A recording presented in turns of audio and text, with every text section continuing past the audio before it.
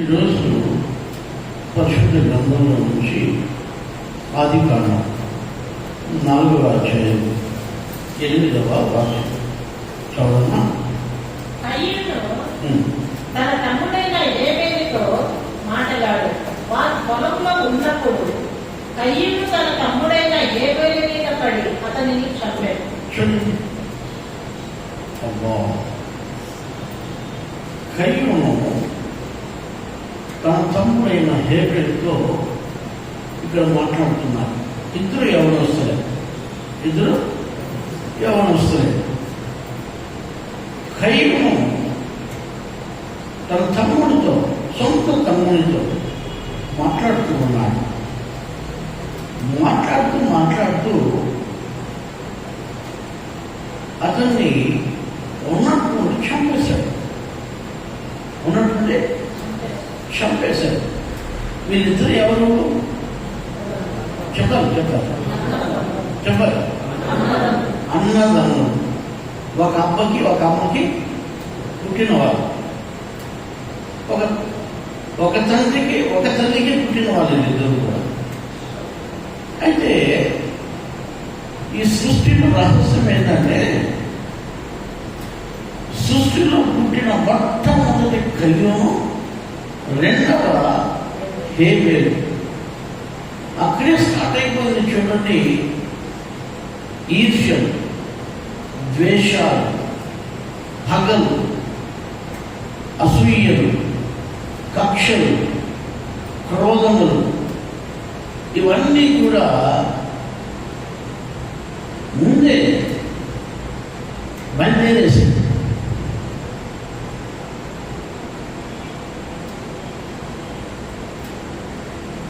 నేను ఈరోజు మీరు చెప్తున్నాను, బాగా వినండి.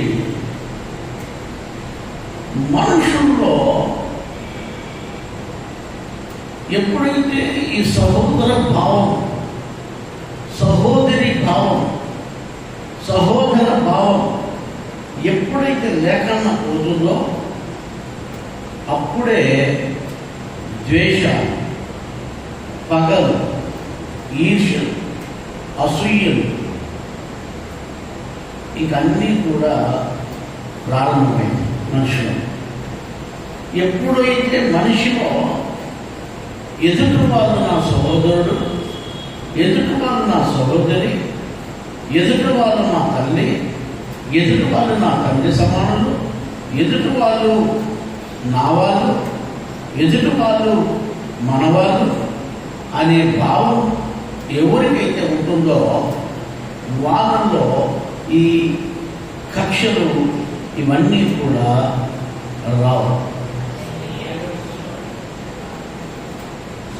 నేను ఈరోజు మీకు చెప్తున్నాను, బాగా వినండి. దేవుని వాక్యం చాలా విలువైంది. యేసు స్వామి దేవుడు ఆయన హృదయాలను పరిశీలించేవాడు. చెప్పండి. దేని పరిశీలిస్తాడు? హృదయాలను పరిశీలించే దేవుడు. నువ్వు చిన్నప్పటి నుంచి కూడా, నీ పుట్టుకతో నుండి కూడా నీకుండే హృదయం ఏంటో ఆయన పసిగడుతూ ఉంటాడు. నీ హృదయం ఎలాంటిదో ఆయన చూస్తూ ఉంటాడు.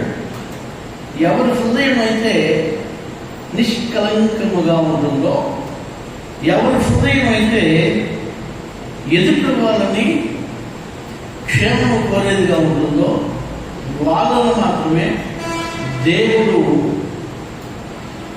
కృప చూపుతూ ఉంటాడు. ఆమేన్. మీరు బాగా గమనించండి, ఈ కయీనులో అది లేదు. కయీనులో అది లేదు.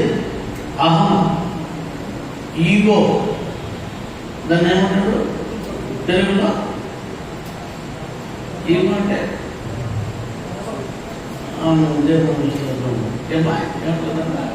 గర్వమా, అహంకారమా? కాదే, కరెక్ట్ వర్డ్ చెప్పండి. దాన్ని ఏమంటారంటే నేను తప్ప ఇంకెవరు బాగుండకూడదు, నేను తప్ప ఇంకెవరు దాన్ని వాళ్ళు ఈగో హట్ట ఇస్తున్నామంటే ఏమన్నా మనకంటే బాగుంటాయి, మనకంటే బాగున్నారని ఇక్కడ ఎదురు అప్పుడే మాకంటే బాగున్నాడు, మాకంటే బాగున్నాడే, ఏం భలే పెరిగిపోతున్నదే, భలే డబ్బు సంపాదించేస్తున్నదే, భలే ఆస్తులు సంపాదించేస్తున్నదే, ఏం మాకంటే ఇల్లు పక్కట్టేస్తున్నాడే. దీని ఏమంటారంటే అసూయ, దాన్ని ఏమంటారు అసూయ అంటారు. ఒక రకంగా మనసులోనే వాడికి నచ్చనితనం, వానికి నచ్చదు. నాకంటే ఎక్కువ ఎవరు బాగుపడకూడదు, నాకంటే ఎక్కువ ఎవరు బాగుపడకూడదు, నాకంటే ఎక్కువ కొంతమంది పిల్లలు చూడండి కావాలంటే వాళ్ళకంటే ఎక్కువ కొంతమంది మార్పులు వచ్చినాయంటే ఎక్కువ మార్పులు వచ్చినట్టు వీళ్ళు ఒప్పుకోరు. నాకంటే ఎక్కువ మార్పులు వచ్చిన వాళ్ళు ఇగో ఏమంటే నాకంటే ఎక్కువ వెళ్ళు ఉండకూడదు. అయ్యా నువ్వు చదువు, నువ్వు ప్రూవ్ చేసుకో, నువ్వు కష్టపడేటువంటి ఫలితం దొరుకుతుంది. ఎదుటి వాళ్ళపైన ఈగో కావద్దు, ఎదుటి వాళ్ళపైన పోటీ పడద్దు. పోటీతత్వం ఎప్పుడు ఉండకూడదు. మనకి ఎప్పుడు కూడా ఎట్లుండదంటే దేవుని స్తోత్రం, మనకు అప్పగించిన పని నమ్మకంగా చేసేవారుగా ఉండాలి. అంతేగాని వాడు విషయం కదా నేను చేస్తాను ఉండదు. మీకు అర్థమైందా? దేవుడు మీకు ఇచ్చిన పనిని నమ్మకంగా చేయాలి. అది చదువా, ఉద్యోగమా, లేకపోతే ఏదన్నా ఇప్పుడు వచ్చాడు, నమ్మకంగా చేయండి. అసూయతో చేయొద్దండి, కక్షతో చేయొద్దండి. ఇక్కడ కయ్యూను సొంత తమ్ముని పైన పడి చంపేస్తున్నాడు. ఈ రోజుల్లో చాలా మంది ఇవే అసూయలు ఉన్నాయి, ఇవే కక్షలు, ఇవే కోర్టులో ఎక్కువ కేసులు ఎవరి పైన ఉంటాయంటే అన్నదమ్ముల పైన. కోర్టులో సివిల్ కేసులు అంతా కూడా అన్నదమ్ములు దాయాది కేసులే ఉంటాయి కదా, వేరే వాళ్ళ కేసులు మీకు తెలుసా? దాయాది కేసులే ఎక్కువ ఉంటాయి. ఈ రోజుల్లో చాలా మంది ఇటువంటి వాళ్ళే కయ్యూను యొక్క స్వభావం కలిగిన వారే ఉన్నారు. ఈ కయ్యూను హేబెలు యొక్క అర్పణను దేవుడు అంగీకరించుట వలన, నా అర్పణను అంగీకరించలేదు దేవుడు అని అసూయపడి తమ్ముని పైన కక్ష పెట్టి చంపేస్తున్నాను. నేను అప్పుడు కలవాలంటే ప్రార్థన పెట్టాను. వీరప్పుడు యశ్వను ఉన్నాడు, చిన్నాడు. ఇప్పుడు కొంచెం కాలేజీ అన్నాయని వాడు చాలా చిన్నవాడు. అప్పుడు వాడికంటే పెద్ద కిరణ్ ఉన్నాడు. వాడు కిరణ్ ఒకసారి సార్ అన్నాడు. ఏం చెప్పాడంటే, వీడిని నేను ఊరికే కొట్టిందానికి మా నాయనకి వీడికి నాకు కుదరదు, నా ఆస్తి నాకు ఇచ్చే అంటాడు.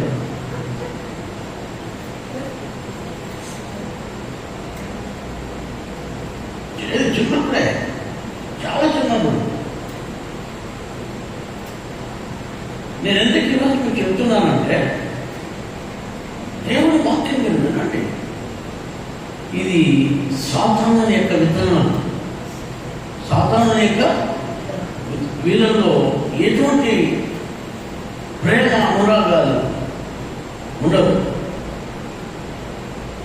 స్వార్థము, దురుద్దేశము, ఈర్ష్యలు, పగలు, అసూయలు, ఇవి మాత్రమే వాళ్ళలో నిండి ఉంటాయి. నా అనుభవపూర్వకంగా చెప్తున్నాను నేను. ఎవరి హృదయం అయితే నువ్వు దేవుని నమ్ముకో, దేవుని నమ్ముకోకపో, చిన్నప్పటి నుంచి నువ్వు నీ హృదయం ఎలాంటిదో దేవుడు ఎరిగి ఆ హృదయాన్ని బట్టి దేవుడు ఎన్నిక చేస్తున్నాడు జనాన్ని. అందుకని దావీదును బట్టి అంటాడు, ఇతడు నా హృదయానుసారుడు. ఏమంటాడు? ఇతడు నా హృదయాన్ని అనుసరించేవాడు. వీని హృదయం నా హృదయాన్ని అనుసరిస్తుంది. ఎంత చక్కటి మాట అక్కడ రాస్తున్నానంటే, నేను ఈరోజు మీకు చెప్తున్నాను, చిన్నప్పటి నుంచి కూడా మనలో ఉండాల్సింది ఏంటంటే దయ, కనికరం, ప్రేమ, పవిత్రమైన ప్రేమ. ఎదుటి వాళ్ళు మంచిగా ఉండాలి, ఎదుటి వాళ్ళు క్షేమంగా ఉండాలి. ఇది యేసు స్వామి యొక్క మనసు. హల్లెలూయా. నిన్ను వలె పొరుగు వాళ్ళని ప్రేమించమన్నాడు కదా, దానికి అర్థమేంటి? ఇదే. కానీ కయ్యూనులో అది లోపించింది, కయ్యూనులో అది లేదు, కయ్యూనులో ఆ స్వభావం లేదు. నా దేవునికి ప్రేమని బిడ్డలారా, మీలో ఎటువంటి స్వభావాలు ఉన్నాయి? మీరు ఎదుటి వాళ్ళ యొక్క క్షేమమును కోరే స్వభావం మీకుందా? ఎదుటి వాళ్ళు బాగుండాలనే ఆశ మీకుందా? లేకపోతే వాళ్ళు చెడిపోతే బాగుండు, వాళ్ళు పోతే బాగుండు, వాళ్ళు ఇలాంటి మనస్తత్వాలు మనకు ఉండకూడదు. దేవుని నమ్ముకున్న మనకు, యేసయ్యను నమ్ముకున్న మనకు ఇలాంటివి ఉండకూడదు. వాళ్ళు బాగున్నారు. మీకు ఒక చిన్న విషయం చెప్పినా, వాళ్ళు బాగుంటే ఇంకోసారి నీ దగ్గరికి సహాయానికి రాదు. మీకు అర్థమైందా? వాళ్ళు బాగలేకపోతే పదే మన దగ్గరికి సహాయానికి వస్తూ ఉంటారు. కాబట్టి ఏం కోరుకోవాలంటే మనం వాళ్ళకి పదే మనం సహాయం చేయకుండా వాళ్ళే బాగుంటే మన దగ్గరికి రాదని కోరుకోవాలి. ఇక్కడ వాక్యం మీరు వినండి. ఎప్పుడైతే హేబేలు కయ్యూనుతో మాట్లాడి, కయ్యూను హేబేలుతో మాట్లాడి హేబేలు మీద పడి క్రూరంగా చంపేస్తున్నాడు. సొంత తమ్ముడిని అన్న చంపేస్తున్నాడు. నీ అర్పణ దేవుడు అంగీకరించడం ఏంది, నా అర్పణ దేవుడు అంగీకరించడం నాకు ఏంది, నేను పెద్దోని, నేను గొప్పని, నేను వాడిని ఏంది, నువ్వెంత నీ అర్పణ దేవుడు అంగీకరించాడని అక్కడ చేస్తున్నాడు. కానీ ఆ మత్తయి సువార్తలో 23:35 వాక్యం చదవండి. మత్తయి సువార్త 23వ అధ్యాయము 35వ వాక్యం.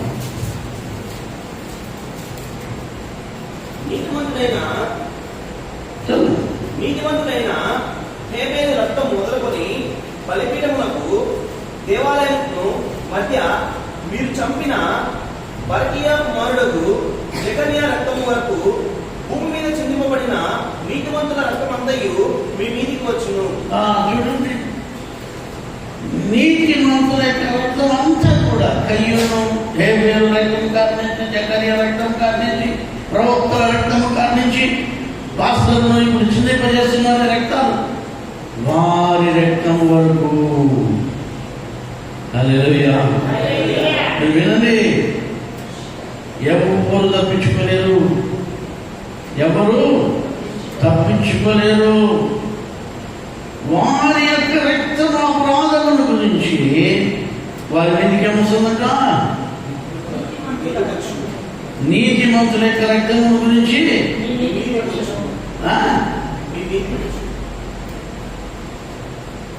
విచారం వస్తుంది.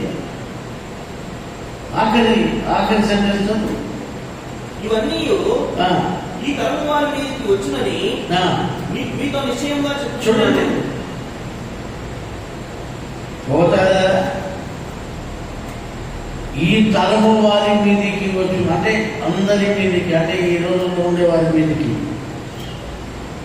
ఎక్కడి నుంచి ఎక్కడి వరకు? హేబేలు యొక్క రక్తము మొదలుకొని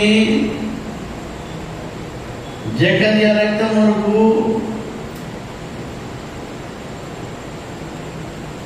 ఇప్పుడు చింతిస్తున్న సేవకుల యొక్క రక్తం గురించి,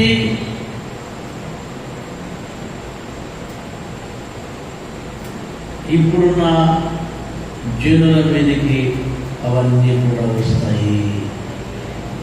దేవుడు గొప్పవాడు.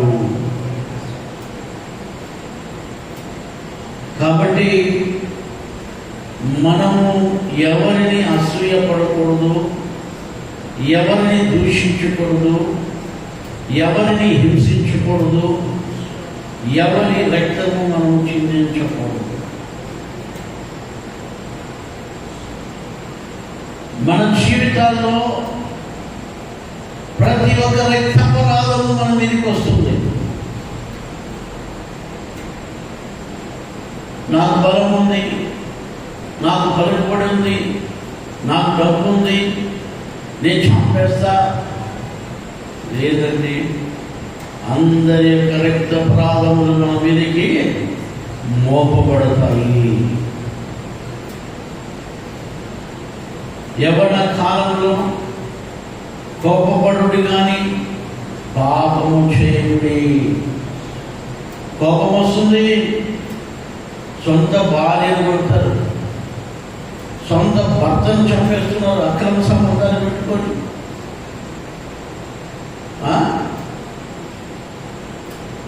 సొంత బిడ్డలను చంపేస్తున్నారు, కడుపులో పుట్టిన బిడ్డలను చంపేస్తున్నారు. వారి యొక్క రక్తప్రాధం ఎవరి మీద ఉంటుంది? బాగా వినండి. మన జీవితాల్లో మనము ఇలాంటి స్వభావాలు విడిచిపెట్టి అన్నదమ్ములుగా, అక్క చెల్లెళ్ళుగా, సహోదర భావం కలిగి, సహోదరి భావం కలిగి, క్రీస్తు మనస్సు కలిగి మనం జీవించేది గొప్ప సంగతి. మనం జీవించాలా? మనము దేవుని యందు భయభక్తులు కలిగి జీవిస్తే దేవుడు మనల్ని ఆశీర్వదిస్తాడు. యూదా గ్రంథంలో, యూదా పత్రికలో 1:11 ఒకే అధ్యాయం 11వ వాక్యం.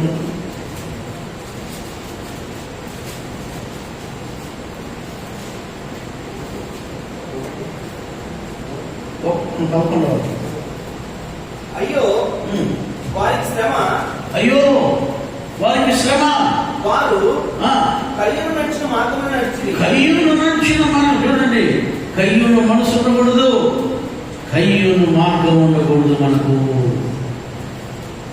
కయ్యూను లాంటి మనసు ఉండకూడదు. మనకి కయ్యూను నడిచిన మార్గాల్లో మనం నడవకూడదు.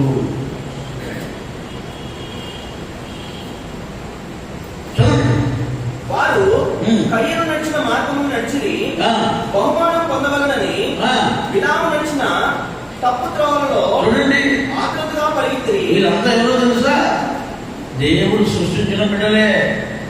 కానీ కయ్యూను నడిచిన మార్గము మంచి మార్గము కాదు.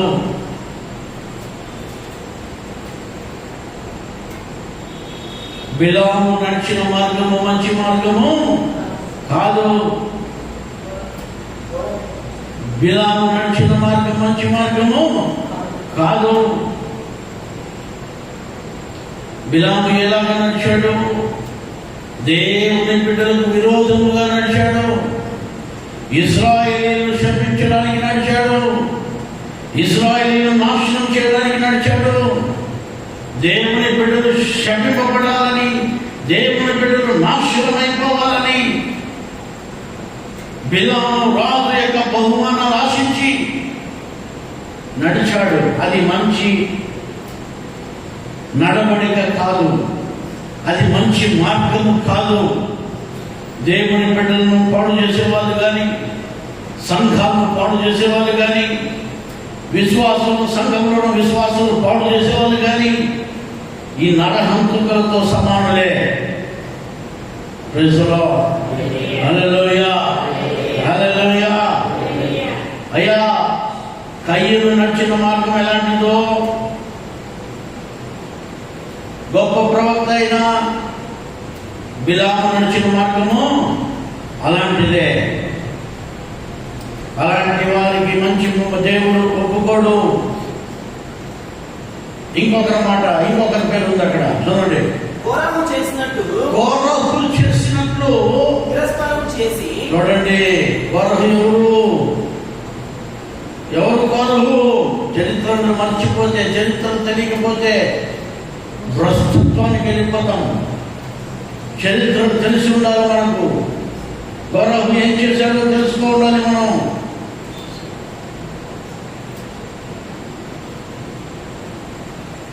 మోషేకి విరోధముగా నిలబడ్డాడు, మోషేకి విరోధంగా నడిచాడు, నాయకుడికి విరోధంగా జీవించాడు. తత్ఫలితముగా కోరహు పక్షాన, కోరహు వంశస్థులు ఆయన పక్షాన నిలబడి వారందరినీ ఒక్కసారిగా భూమి మృంగేసింది. ఈ రోజుల్లో చాలా మంది దైవ సేవకులను దూషించే వాళ్ళు, విశ్వాసం దేవుని సేవకులను చెడ్డగా బయట చెప్పేవాళ్ళు ఈ జాబితాలోకి వస్తారు. విశ్వాసం పాడు చేసేవాళ్ళు ఈ జాబితాలోకి వస్తారు. సేవకుల పైన అన్యాయంగా, అక్రమముగా చెడ్డ మాటలు మాట్లాడే వాళ్ళు ఇదే జాబితాలోకి వస్తారు. జాగ్రత్త.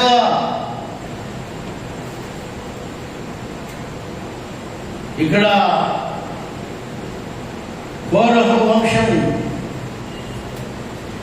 వారితో కలిసిన వాళ్ళందరినీ కూడా ఒకేసారి భూమి నోరు తెరిచి మృంగేసినట్టుగా బైబిల్ చెబుతుంది. ఆయన కుమారుడు తప్ప, కోరహు కుమారుడు తప్ప ఆ చరిత్ర వేరే. మళ్ళీ ఈరోజు దేవుడు వాక్యం వింటున్న దేవునికి ప్రేమైన వాళ్ళరా, మన జీవితంలో ఒక కయ్యూని మనస్తత్వం నీకుందా? ఒక హేబేలు రక్తాన్ని చిందించిన కయ్యూని యొక్క మనస్తత్వం నీలో ఉందా? క్రూరత్వం నీలో ఉందా? అసూయ నీలో ఉందా? ఈ లోకంలో ఉన్న డబ్బు కోసము, ఈ లోకంలో ఉన్న మరి చిరాస్తుల కోసము దేవుడు స్తోత్రగాక ప్రవక్త పరిగెత్తిపోయాడు. బిలాము అనే ఒక ప్రవక్త పరిగెత్తిపోయాడు రాజు బహుమానాల కోసం, రాజు దగ్గర మెప్పుల కోసం. ఇశ్రాయేలుకి ఎదురుగా నిలబడ్డాడు, ఇశ్రాయేలు విరోధంగా నిలబడ్డాడు, ఖడ్గము పాలైపోయాడు. కోరహు మోషేకి విరోధంగా నిలబడ్డాడు. ఆయన జీవితంలో ఎప్పుడు బాగుపడింది లేదు. నా దేవునికి ప్రేమైన వాళ్ళరా, కోరహు కుమారులు వాళ్ళు మాత్రమే బ్రతికారు. ఎందుకంటే వాళ్ళు దేవుణ్ణి పాదాల దగ్గర బ్రతిమాలుకున్నారు. మా నాయన చేసిన తప్పుకు నాయన మమ్మల్ని శిక్షించవద్దు, మా తండ్రి చేసిన పాపానికి మమ్మల్ని శిక్షించవద్దంటే తండ్రి క్షమించి వారిని రక్షించాడు. నేను ఈరోజు మీకు చెప్తున్నాను, బాగా వినండి.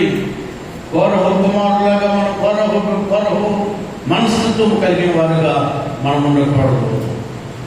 ఏమంటున్నా చదువు మాటని? కోరహు చేసినట్టు తిరస్కారం చేసి నశించిరి. తిరస్కారం అంటది. ఏమి తిరస్కారం అంటే? నువ్వు చెప్తే నేనేది, నువ్వు చెప్తే చేయలేమే, నువ్వు చెప్తే నేను అనలేమే. దీన్ని ఏమంటారు? తిరస్కారం. మోషేకి లోపడ్డాడు కాదు అన్న, మోషేకి విరోధంగా నిలబడ్డాడు. మోషే చెప్పినట్టు నడవాలని ఇష్టపడలేదు, ఒక దైవ సేవకుడి మాటకు లోపడలేదు. ఈ రోజుల్లో దైవ సేవకుల మాటలు విన్నవాళ్ళు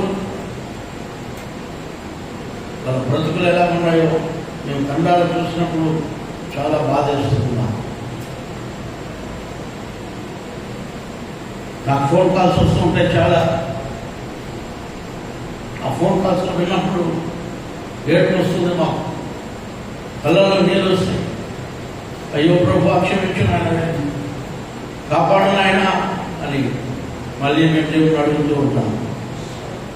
ఈరోజు దేవుడు వాక్యం వింటున్న దేవుడికి ప్రేమైన వాళ్ళ ఇటువంటి మనస్తత్వాలు మనకు ఉండకూడదు, లోబడే గుణం ఉండాలి. ఒకటి, ప్రేమించే గుణం ఉండాలి. రెండు,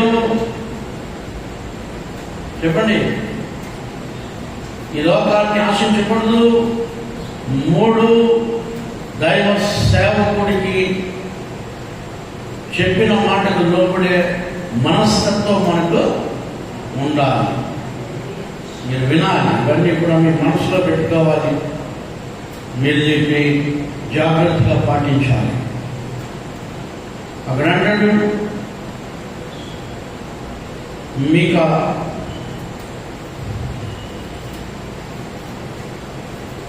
7వ అధ్యాయం 6వ వాక్యం చొప్పున, మీకా 7:6. అక్కడ కూడా ఒక చక్కటి మాట పరిశుద్ధాత్మ దేవుడు రాయిస్తున్నాడు. మీకా గ్రంథం 7వ అధ్యాయం 6వ వాక్యం.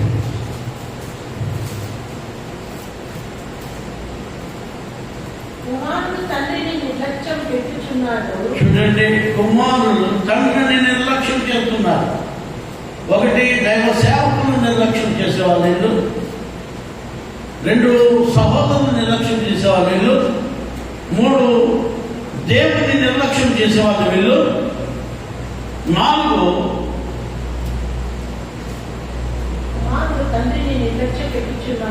తండ్రులను తల్లులను నిర్లక్ష్యం పెట్టే బిడ్డలు.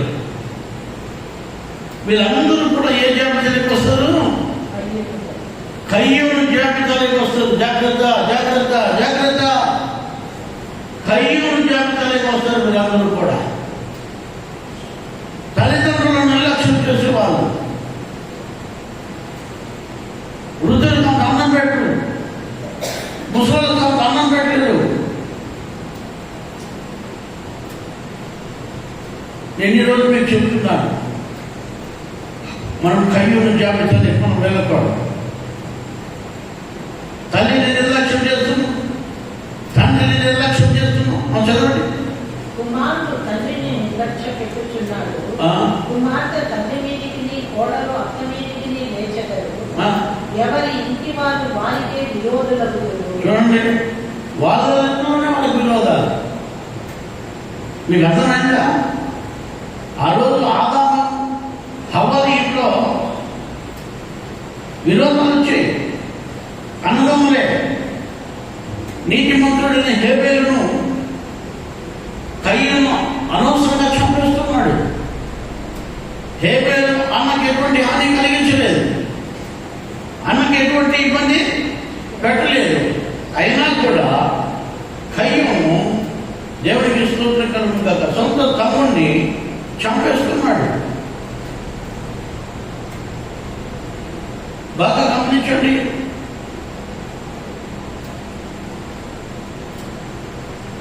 గాజాలో 60,000 పైగా 65,000 పైగా చనిపోయారు. ఇంకెంతమంది గాయపడిన వాళ్ళు చనిపోతారో తెలియదు. కొన్ని వేల మంది గాయాలతో ఉన్నారు. ఇజ్రాయేలీలో కొన్ని వందల మందిని చంపేశారు. అయ్యా, నిజంగానే కయ్యూను స్వభావాలు కావా ఇవి? ఆలోచించండి. ఒకరి పట్ల ఒకరు ప్రేమ కలిగి ఉంటే, నీ క్షేమం నేను కోరి నా క్షేమం నువ్వు కోరితే మనం చంపడం కదా. ఆలోచించారా మీరు ఎప్పుడైనా? కయ్యూను స్వభావం. దేశాలు యుక్రెయిన్ పైన రష్యన్స్ సంవత్సరాలు యుద్ధాలు చేస్తున్నారు. వీళ్ళు వాళ్ళపైన యుద్ధాలు చేస్తున్నారు. ఇది ఏంటంటే కయ్యూను యొక్క స్వభావము. ఏమి స్వభావాలు? ఇవన్నీ కూడా ఒకరిపైన ఒకరి ఈర్ష్యలు, పగలు, ద్వేషాలు, ఇవన్నీ అక్కడి నుంచి ప్రారంభమైనవే. వీరి యొక్క రక్తమును గురించి దేవుడు అందరినీ విచారించేవారై ఉన్నారు.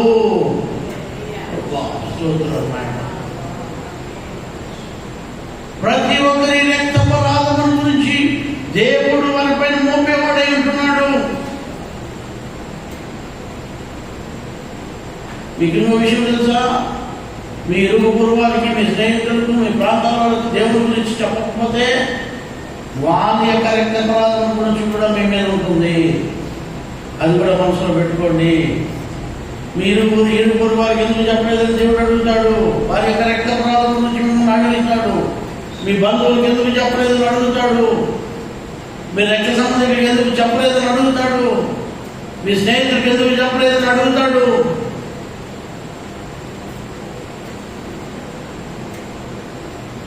వారి యొక్క రక్తప్రవాదం మన మీద ఉండకుండా మనం దేవుడికి సాక్షులై ఉండాలి.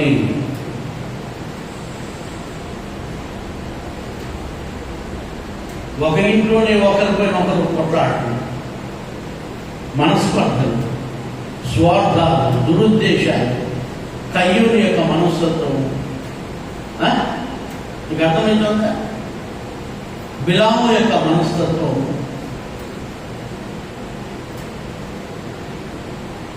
మీరు అర్థం చేసుకోవాలి. కోరహు యొక్క మనస్తత్వము. ఇలాంటి మనస్తత్వం ఉన్న వాళ్ళందరూ కూడా దేవుని యొక్క శిక్షార్హులు. దేవుడు ప్రతి ఒక్క రక్తప్రవాదముల గురించి దేవుడు వారిని అక్కడ విచారించే వారై ఉంటున్నారు. ఈ జీవితంలో ఇటువంటి మనస్తత్వాలు మనం ఉండకూడదు. ప్రేమించండి, వీలైతే సహాయం చేయండి, దేవుని గురించి చెప్పండి. మీరు చెప్పకపోయినా మీ క్రియగా తెలిసిపోతాయి వాళ్ళకు.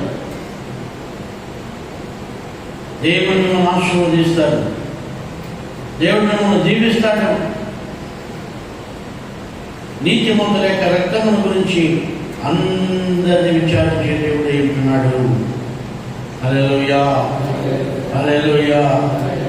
ఈ రోజుల్లో ఈజీగా పాస్టర్ అందరినీ చంపేస్తున్నాను.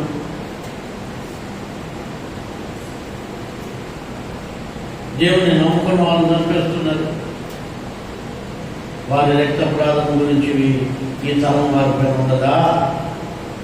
ఉంటుంది. దేవుని వాక్యం చాలా విలువైంది, నమ్మకమైంది, పరిశుద్ధమైంది. ఇక్కడ వాక్యం చెప్తుంది. లూకా సువార్త 22వ అధ్యాయం 48వ వాక్యం.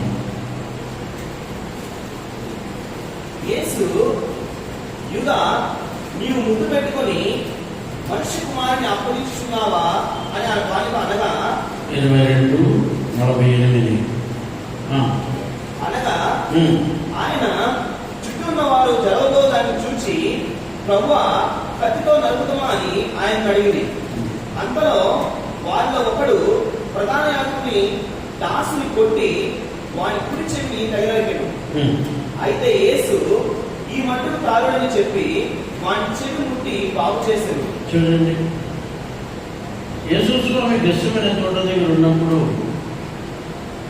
ఒక యేసు స్వామిని పట్టుకోవడానికి వచ్చిన వాళ్ళు ఒక చెవిని నరికితే యేసు స్వామి అంటున్నాడు, వద్దునాయన ఇలాంటివి వద్దు అని వారిని ముట్టి వారిని స్వస్థపరుస్తున్నాడు. దేవునికి ఇష్టమా రక్తపాతము? దేవునికి ఇష్టం లేదు. అయితే మనుషులకి రక్తపాతము ఇష్టం ఉంది. రక్తపాతము ఇష్టం ఉంది. హేరోదు అంటాడు, పిలాతు అంటాడు, ఈ రక్తప్రవాదం నా మీద, నా పిల్లల మీద ఉండకుండా అంటే ఆయన రక్తప్రవాదం నా మీద, మా పిల్లల మీద ఉన్నది అంటాడు.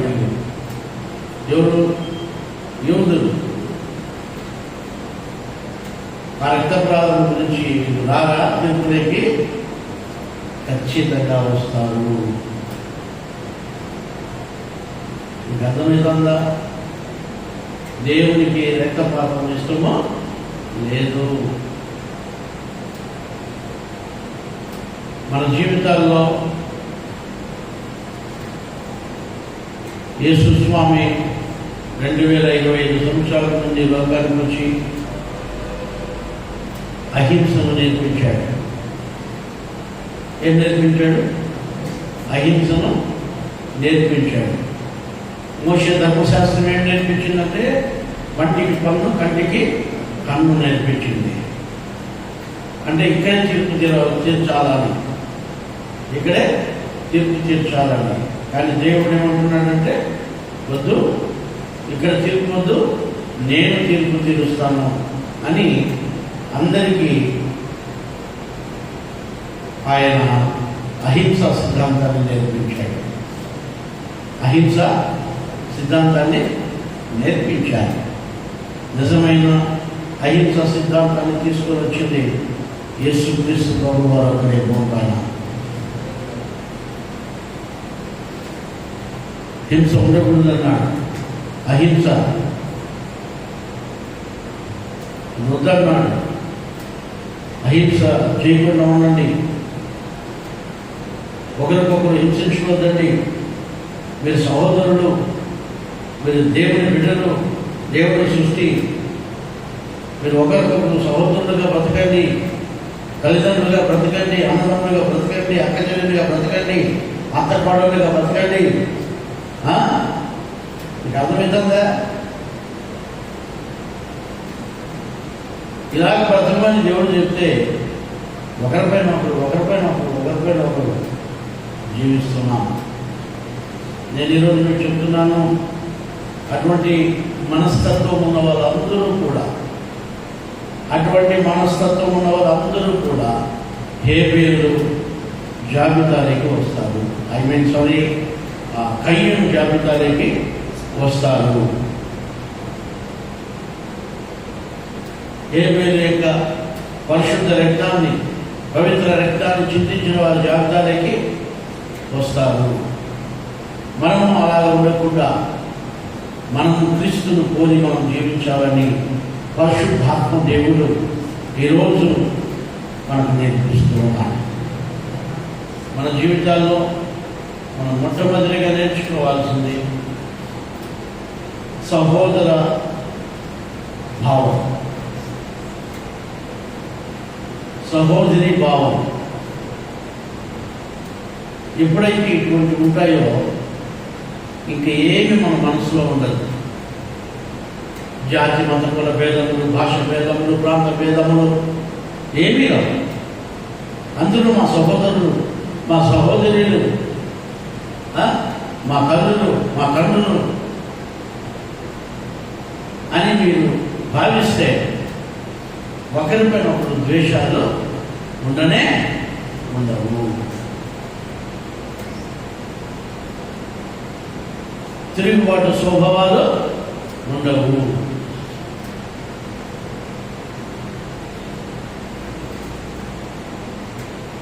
కోరాహు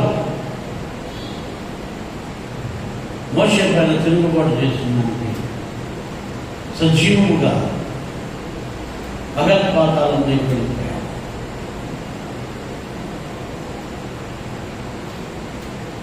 ఇదంతా కూడా కయ్యూను యొక్క స్వభావం, కయ్యూను యొక్క స్వభావం. మనం అలా ఉండకుండా హేబేలు యొక్క మనస్తత్వం కలిగి, హేబేలు పరిశుద్ధుడని, పరిశుద్ధ రక్తమైందని దేవుడే సాక్ష్యము చెప్తున్నాడు. మన జీవితాల్లో పరిశుద్ధులుగా బ్రతకాలి, క్రీస్తును పోలి బ్రతకాలి. ఈ లోకంలో పరిశుద్ధుడు యేసు స్వామి ఒక్కరే కాబట్టి యేసయ్య మనస్తత్వం, యేసయ్య మనస్సు కలిగి మనం జీవించాలి. హల్లెలూయా. యేసయ్య మనస్సు కలిగి మనం బ్రతకాలి. హింసకు తావేయకూడదు. మన జీవితాల్లో దేవుని యందు భయభక్తులు కలిగి మనం జీవించాలి. అక్కడ వాక్యం చెప్తుంది,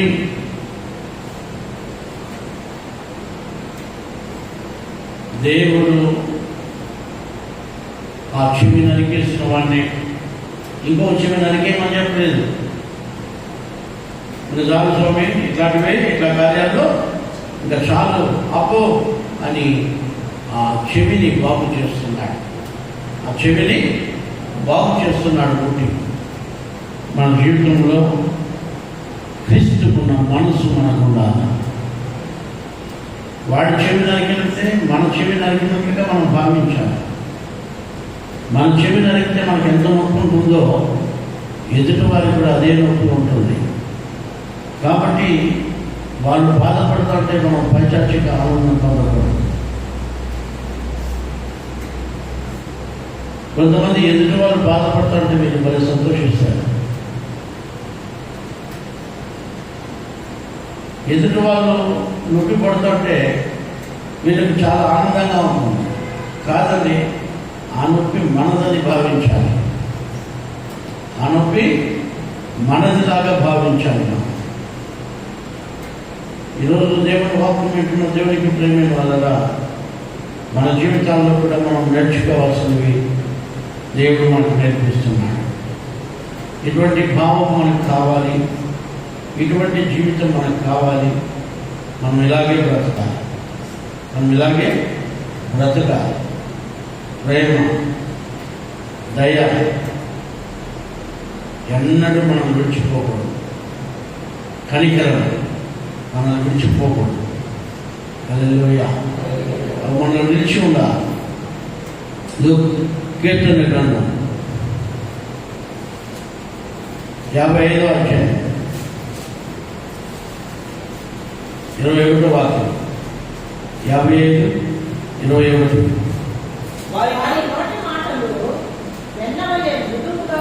ఈ లోకస్తుల మాటలు ఎట్లుంటాయంటే వెన్న వలె మృదువుగా ఉంటాయండి.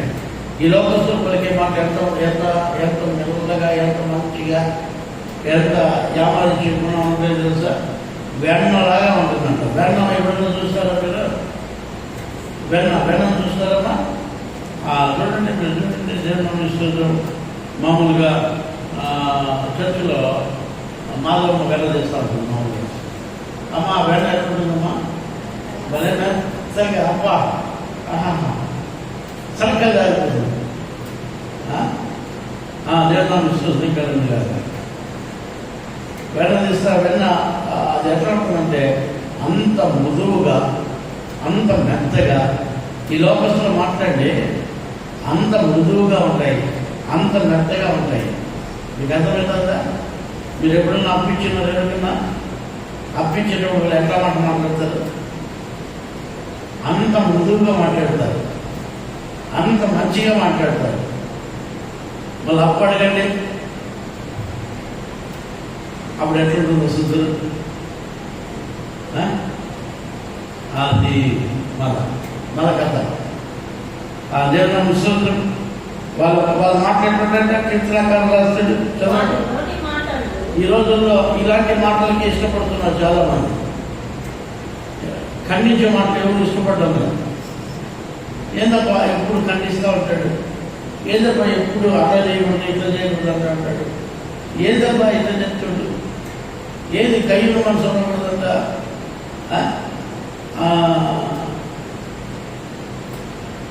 పరహు మనసు ఉండకూడదంట. పాసకి ఏం మంచి వాక్యాలు దొరకవా? యెహోవా నా కాపురి, నాకు ఏమి కలగదు, పచ్చిక కల చోట్ల ఆయన పొడవు చేయదు, శాంతికరమైన జలం లేదు. ఎన్ని రోజులు మీకు ఈ చాక్లెట్ పెట్టాలి? ఎన్ని రోజులు ఇటువంటి ఐస్ క్రీములు పెట్టాలి? ఆలోచించండి. ఎవరిని పెట్టాడయ్యా? శాంతికరమైన జలం లేదు, నిన్ను పెడతాడా? చెప్పండి. కయ్యి నదికి పెట్టాడా? శాంతికరమైన జలం లేదా? ఎవరు పెడతాడు? దేవుడు. పచ్చిక బయలులో కయ్యను పడుకోబెట్టాడా? కాదే, వాణ్ణి శిక్షిస్తానంటున్నాడు. ఇక్కడ ఏం చెప్తున్నాడు? ఇలాంటి వాళ్ళందరినీ నేను అపరాధంగా పెడుతున్నాను అంటున్నాడు. మనం ఇలాంటి వాటి జోలికి వెళ్ళకుండా క్రీస్తు మనస్సు కలిగి క్రీస్తులో మనం జీవించినట్లయితే దేవుడు మనల్ని ఆశీర్వదిస్తాడు, దేవుడు మనల్ని దీవిస్తాడు.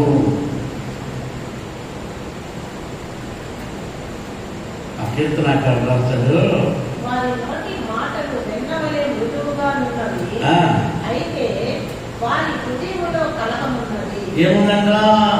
కలహము. ఏముందంట? కలహం. మాటలు ఏమా చెప్పండి. మాటలు ఎట్లుంటాయి? మృదువుగా, మెత్తగా, బిస్కెట్గా.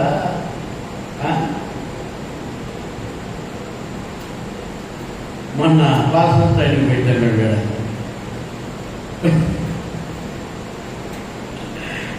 పాస్పోర్ట్ ట్రైనింగ్ పెడితే స్పీడ్ బ్యాక్ ఏమని చెప్పాను. స్పీడ్ బ్యాక్ ఏంటయ్యా, ఏం నేర్చుకున్నారు మీరు, దేవుడు ఎట్లా పెట్టాడు మీకు, ఏం చేశారు దేవుడు మీకు, దేవుడు ఎట్లా మీకు ఆశీర్వాదకరంగా ఉంది, ఇవన్నీ కూడా ప్రోగ్రామ్ ఉండాలి, ఈ ట్రైనింగ్ అంతా ఎట్లా పెట్టుందని చెప్తే వాడు బాగా వచ్చాడు. ఇంకా ప్రసంగం చేయడం ప్రారంభించాడు. ఓహో ఆహా అని, అయినా నీ బిస్కెట్లు బాగున్నాయి, నువ్వు వాక్యమే వినేదని నీకు రాలేదు కదయ్యా, బిస్కెట్ మాత్రం పది అర్థం అని అడిగాడు. నీకు అర్థం కావాలి.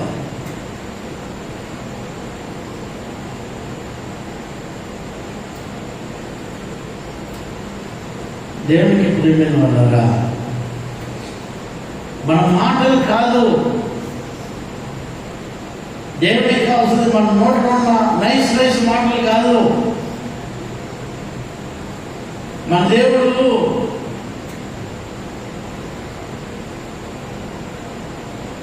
మృదువైన మాటలు మాట్లాడేసి లోపల ఏముందంట? లోపల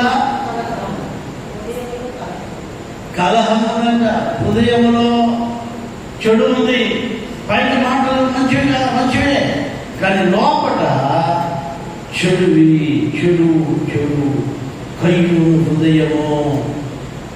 కయ్యూను హృదయము, కోరహు హృదయము, బిలాము హృదయము. నేను ఈరోజు మీకు చెప్తున్నాను, లోపల అవి ఉండకూడదు. మనకి పైన మంచి మాటలు మాట్లాడే వాళ్ళను జాగ్రత్తగా కనిపెట్టాలి. నా దగ్గరికి పొగిడే వాళ్ళు వస్తారు చాలా మంది, ఆహా ఓహో మా పాత్ర ఓహో ఆహా అంటాడు. నాకు తెలుసు వీడు మునమాన ఎక్కిస్తానన్నాడు. ఎందుకు విశ్వాసం? వీడు మునమాన ఎక్కింది 50 రోజులు పడిపోతాడని నన్ను మునమాన ఎక్కిస్తాం నేను అంటానా?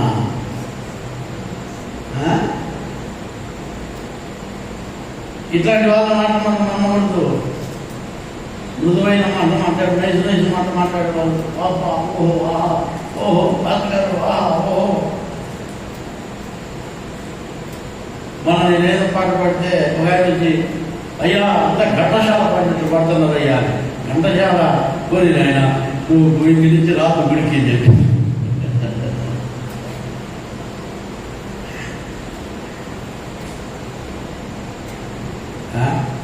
ఇట్లా పొగిడేవాళ్ళు మనకొద్దు. లోపల ఏముంటుందండి? ఏముంది?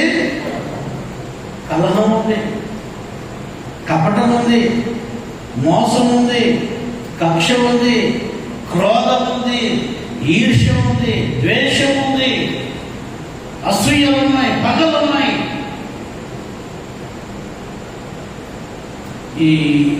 ఈ మెత్తటి మాటలు మాట్లాడే వాళ్ళ మాటలు నమ్మద్దండి దయచేసి. దేవుడు మనల్ని హెచ్చరించేటప్పుడు జాగ్రత్తగా ఉండాలి. మనల్ని హెచ్చరించే వాళ్ళే. బైబిల్లో ఒక మాట ఉంది, పగవాడు లెక్కలేనని ముద్దులు పెట్టును. పగవాడు లెక్కలేనని ముద్దులు పెట్టును. మన క్షేమం కోరేవాడు మనల్ని గాయపరుస్తాడు, కఠినంగా చెప్తాడు. మన క్షేమం కోరేవాడు. ఈరోజు దేవుని వాక్యం పెట్టుకున్న దేవునికి ప్రియమైన వాళ్ళు మన జీవితాల్లో అవి నేర్చుకొని మనం బాగుపడాలి. నేను మిమ్మల్ని ఇక్కడ చూసినట్లయితే వారి మాటలు చెంబుల కంటే నునుపైనవి. చమురు కంటే నూనె అంట. అబ్బా, అయితే అవి వలదీసిన కత్తులే. అది కత్తి లాంటిదండి.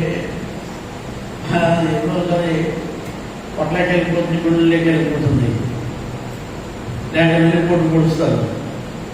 కాబట్టి ఇలాంటి మనస్తత్వాలు ఇక్కడ కూర్చున్న మీరు ఎవరైనా ఉంటే, ఈ బిస్కెట్ వేసేటివి, ఈ నైస్ మాటలు చెప్పేటివి, పై కోమిడి హృదయంలో కక్షలు పెట్టుకొని ఈర్ష్యలు పెట్టుకుంటే జీవితాలు పెట్టుకుంటే అయ్యో హృదయం మీద ఉంది. దేవుడు మిమ్మల్ని ఒక రోజు ప్రశ్నించబోతున్నాడు.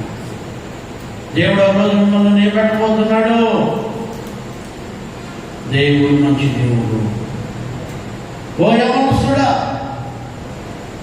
నీ జీవితంలో ఇలాంటి వాటికి దూరంగా, ఇలాంటి వాటికి దూరంగా ఉండు. దేవునికి హత్తుకొని ఉండవు, దేవుని వాక్యాన్ని హత్తుకొని ఉండవు, దేవుని సేవకునితో హత్తుకొని ఉండవు.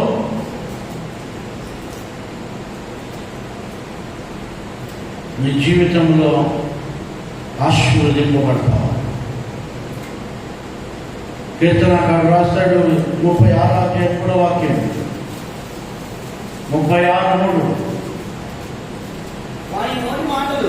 వారి నోటి మాటలు పాపమునకును కపటమునకును ఆస్పదములు. ఏమన్నా ఆస్పదములు ఏంటివి? నోటి నోటి మాటలు పాపమునకు కలహమునకు ఆస్పదములు. స్పష్టంగా పలకాల. ఆస్పదములు. బుద్ధి కలిగి చాలు. ఇలాంటి మాటలు మనం మాట్లాడకూడదు. ఇలాంటి మనస్తత్వం మనకు ఉండకూడదు. ఈ యవనస్తుల కూడికలో దేవుడు ప్రత్యేకంగా మీతో మాట్లాడుతున్నాడు. దుర్లభం చేసుకోవద్దని జీవితాలు. తల్లిదండ్రులకు లోబడి నేర్చుకోండి, పెద్దలకు లోబడి నేర్చుకోండి, సేవకులకు లోబడి నేర్చుకోండి, దేవునికి లోబడేది నేర్చుకోండి. ఎప్పుడైతే మీ జీవితాలు ఇలాగా చేసుకుంటారో అప్పుడు నీతిమంతుల జాబితాలకు మీరు వస్తారు. కయ్యంలాగా ఉండకూడదు. ఇంకా చెప్పాలా?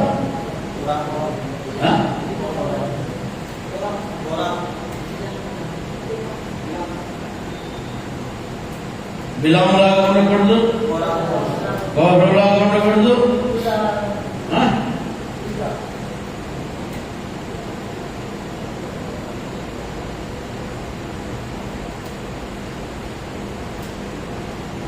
కలహాలు పెట్టేవాళ్ళుగా, పైకి మంచి మాటలు మాట్లాడి హృదయంలో కలహాలు పెట్టుకునే వాళ్ళుగా మన జీవితాల్లో దేవునికి లోబడి దేవునికి విధేయత చూపించి దేవునికి మనం సాక్షులుగా నిలుస్తాం. ఈ వాక్యం ఎవరికైనా మాట్లాడి ఉంటే ఒక 2 సెకండ్ వాక్యానుసారంగా ఏమేమో చేయకూడదు, వాక్యానుసారంగా ప్రార్థన చేయండి. ముగించుకుందాం.